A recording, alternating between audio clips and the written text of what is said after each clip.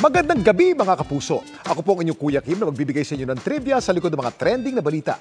Nag-viral ang mga video at litrato na kuha ng isang bumbero nang minsang mapadpad dito sa isang isla sa Antique.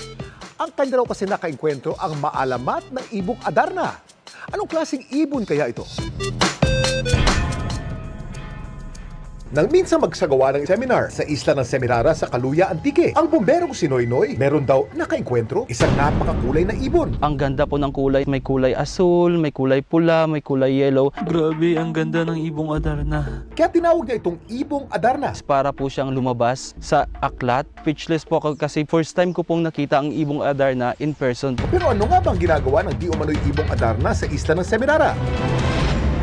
Kuya Kim, bakit napakakulay ng balahibo ng ilang mga ibon?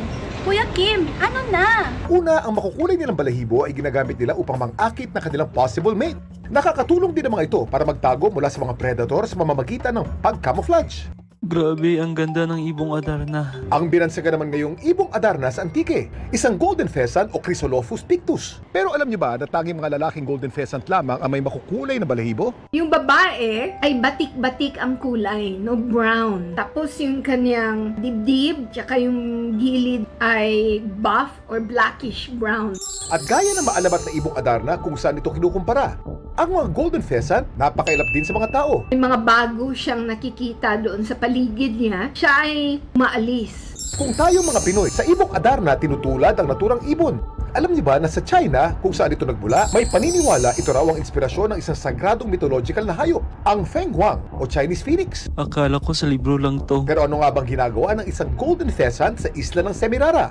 Sa isla kasi matatagpuan ng isang aviary at biodiversity conservation center na nagsisilbing tahanan ng mga golden pheasant at iba pang mga ibon. Aviary is the part of Semirara Biodiversity Conservation Center, which is a private facility. We are dedicated on preservation and protecting, reminding biodiversity on Semirara Island. It's a large number of wildlife, mainly birds. Altogether, we have about 360 individuals of wildlife. At sa mga nais masilayan ang golden pheasant at iba pang ibon sa aviary, kailangan daw munang makipag-ugnayan sa kanilang pamunuan.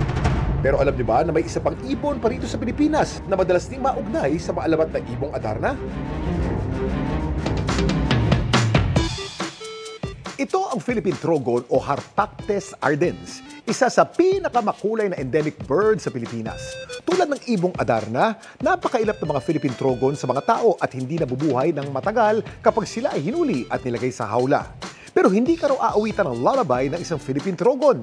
Ang huni o tunog kasi ng ibon na ito kakaiba, may tutulad sa neigh o tunog ng kabayo. Samantala, para malaman ng trivia sa likod ng viral na balita, i-tweet o i-comment lang #Kuya Kim. Ano na? Laging tandaan, kimportante ang may alam. Ako po si Kuya Kim at sagot ko kayo 24 oras.